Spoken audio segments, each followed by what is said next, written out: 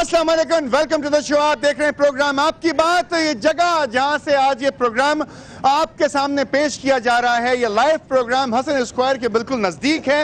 एक निजी बैंक के बिल्कुल सामने से किया जा रहा है। ये वो निजी बैंक है, ये वो बदकिस्मत बैंक है और इसका स्टाफ कि जिसको आज लूट लिया गया। यहाँ पे एक डकैती पड़ी, 40,30,000 रुपए डाकू लूट कर फरार हो गए।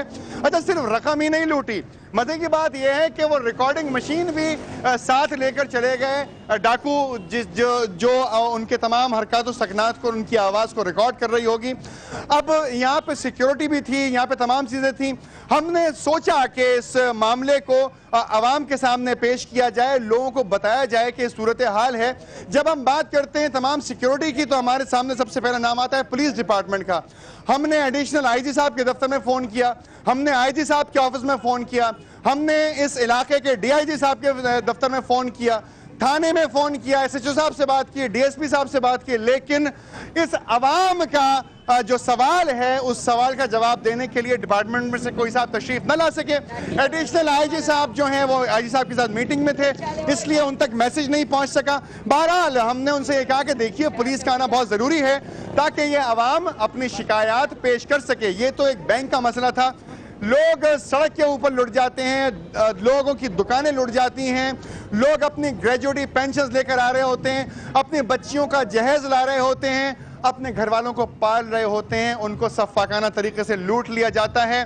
थाने में पुलिस रिपोर्ट अगर आप करने के लिए जाते हैं तो सबसे पहले कहा जाता है कि जनाब ये रिपोर्ट आज तो नहीं हो सकती, 15 दिन बाद आएगा, क्योंकि ग्राफ खराब होता है। थाने में अगर आप एफआईआर कटवाते हैं जाके, तो इलाके की बदनामी होती है, डीआईजी साहब की बदनामी होती है, एसएसपी साहब की बदनामी होती है, एसएचओ की बदनामी होती है कि मेरे थाने की हुदूद में, मेरे जुरिस्डिक्शन के अंदर इतने सारे क्राइम्स हो रहे हैं, मैं रिपोर्ट कैसे लिख लूं। पहले सादा पर्चा होता है, पहले इत्तला होती है, फिर कच्चा पर्चा होता है, फिर एक छोटी सी एप्लीकेशन होती है, उसके बाद नामालूम लोगों के खिलाफ एफआईआर हो जाती है। और अक्सर तो देखा यह गया है कि वो एफआईआर कटवाने के बजाय कहते हैं देखिए, अगर आपकी कोई चीज़ लुट गई तो आप ये कहिए खो गई है, क्योंकि लुटी हुई चीज़ के अंदर डकैती का बड़ा आंसर है। ये बड़े मसाइल हैं, बड़े दाव पेच हैं इसके अंदर।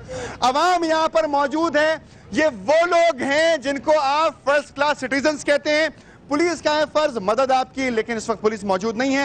हो सकता है पुलिस की जब मीटिंग्स खत्म हो जाएं तो दफ्तर से हमें यही पता चला कि उन्होंने कहा जी हम तो बहुत अरसे से भुगतते आ रहे हैं, आज भी अगर आवाम कुछ कह देगी तो कोई बड़ी बात नहीं है। इंतजामिया तब्दील होती है, अपनी मर्जी के अफसरान तब्दील हो जाते हैं, आईजी से लेकर सिपाही जी तक सब तब्दील कर दिए जाते हैं, क्योंकि नई इंतजामिया काम अच्छा कर सकती है।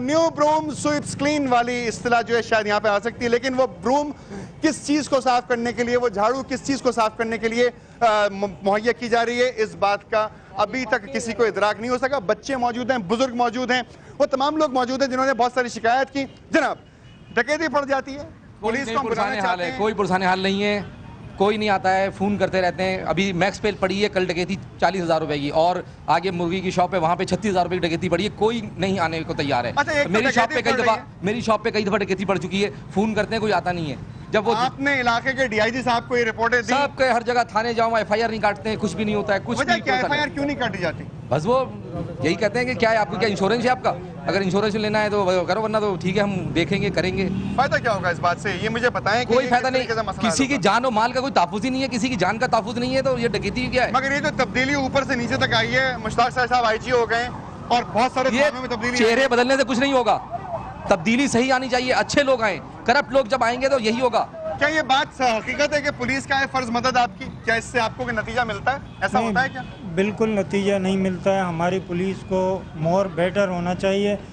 अब ये है कि छोटे छोटे जुराइम पर अगर कोई कंप्लेन लिखाने भी जाता है तो पुलिस का रवैया आवाम के सामने जो कुछ भी होता है। थाने जो हैं ये कंप्लेंट्स क्यों लिखने में हिचकिचाहट का इज़हार करते हैं, एफआईआर क्यों नहीं काटते? आपने कभी पुलिस डिपार्टमेंट से, डीआईजी साहब से, एडिशनल आईजी साहब से, सीसीपीओ साहब जब थे उनसे, या अपने इलाके के किसी पुलिस एहलकार से पूछने की कोशिश की कभी? पहली बात यह है कि वो लोग कंप्लेन लिखते नहीं है, टाल मटोल से काम लेते हैं। वजह क्या इस बात? बस बदनामी उनकी है कि भाई ये एफआईआर कट गई तो हमारे इलाके में इतने जराइम हो गए। अभी मेरे यहाँ डकैती पड़ी थी मेरी शॉप पर। जराइम होते हैं तभी तो एफआईआर कटवाना चाहते हैं। तो वो भाई वो तो ये कहते हैं सब अच्छा है, सब ठीक है। जनाब बताइए। रिस्पॉन्सिबिलिटी बढ़ जाती है एसएचओ की उसमें ना। अच्छा, तो उसमें अब एफआईआर 1 हो 2 हो, अब इनका जो आईओ होता है वो बोलता है यार मुझे कम से कम एफआईआर दें, इतना काम है, इन्वेस्टिगेशन ऑफिसर होता है, मुझे कम से कम काम दें ताकि मेरी रिस्पॉन्सिबिलिटी कम हो यहाँ पर। होता कुछ नहीं है, किसी चीज का कुछ नहीं होता है अच्छा, यहाँ लोग जो जाली एफआईआर कटवाने जाते हैं उनकी पर। अड़िया आराम से नोट देना पड़ता है भाई, आराम से कट जाता, कोई टेंशन नहीं होती उसके अंदर। अच्छा। कभी टेंशन हुई नहीं है इस बात पर। आप ही कोई जेन्युइन आदमी हमने जाएगा। पुलिस को बुलाया था इस प्रोग्राम में शिरकत करने के लिए, मगर हमारी बदकिस्मती ये है कि कोई एहलकार इस वक्त इस प्रोग्राम में मौजूद नहीं है जो शायद आपके सवालों का जवाब दे सकता। तो आप अपनी कंप्लेंट इस प्रोग्राम के जरिए यहीं से बिल्कुल हम कंप्लेन करेंगे इस बात की। जब मेरे शॉप पे डकैती पड़ी तो मैं 3 मरतबा गया थाने, एफआईआर काटी। जब मियां साहब ने फोन किया ना थाने, तो वो एफआईआर काट के या शॉप पे पहुंचा के गए। एफआईआर काट के कहते हैं शॉप पर पहुंचा देंगे। जनाब आप मुझे बताएं, आप भी आवाम हैं पाकिस्तान के, पता नहीं फर्स्ट क्लास सिटीजन हैं या आपको थर्ड क्लास सिटीजन समझा जाए, या आपकी कोई क्लास ही ना हो, जैसे बहुत सारे लोगों की यहाँ कोई क्लास नहीं है। मगर सवाल ये है कि क्या पाकिस्तान का शनाख्ती कार्ड रखने वाला शख्स जो टैक्सेस पे कर रहा है, जिसके पास आईडी कार्ड है, जिसके पास पासपोर्ट है, वो फर्स्ट क्लास सिटीजन का दर्जा रखता है या नहीं? यार बीइंग अ पाकिस्तानी हम लोग तो वैसे तो फर्स्ट क्लास सिटीजन है। आप प्लीज हमारी हुकूमत को, हमारी इंतजामिया को, हुकूमत सिंध को, हमारी वफाकी हुकूमत को, सबको ये बताइए क्या फर्स्ट क्लास सिटीजन हैं? वैसे तो भाई हम फर्स्ट क्लास सिटीजन है। बाय द वे जो हमारी गवर्नमेंट है उन्होंने थर्ड क्लास से भी बदतर पोजीशन कर दी है पाकिस्तानियों की।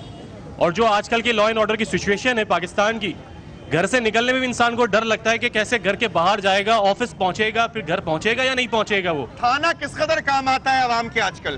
थाना सर जी, थाना सिर्फ इसी के काम आता है कि आपकी अगर कोई जाली कंप्लेन है तो वो लॉन्च जरूर कर देंगे, उसको फ्री में कर देंगे, पैसे भी आपसे लेंगे वो। अगर आपकी कोई अच्छी पीआर है तो फ्री में कर देंगे आपको। अगर आपके पास कोई बीइंग अ पौवा जिसे हम कहते हैं आजकल के दौर में, अगर आप रखते हैं तो आपकी फ्री में होगी। पुलिस ने इस प्रोग्राम में आने से हिचकिचाहट सर आपने खाने की दावत नहीं रखी होगी, आपने कोई खाने की दावत नहीं रखी होगी यहाँ पे। अगर आप खाने की कोई दावत रख देते देन पूरा थाना पहुंच जाता वहाँ पे। तमाम लोग जो मौजूद हैं इनकी बात से मुत्तफिक हैं क्या? बिल्कुल मुत्तफिक है। ये तालियां बजा बजा के कह रहे हैं। देखिए आईजी साहब, आप मुश्ताक शाह साहब, देखिए आप आईजी हैं, आपके होने से, आपके यहाँ मौजूद होने से लोगों को ढारस रहती है कि हमारे पास आईजी मौजूद है।